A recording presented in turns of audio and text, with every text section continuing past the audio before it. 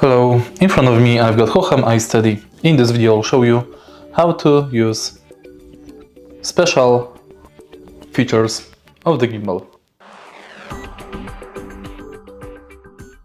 In the beginning, let's go to Hohem Joy app.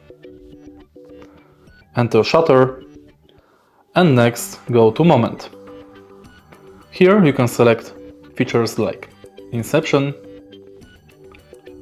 facing the sea, travel, back to the past, raindrop and many more.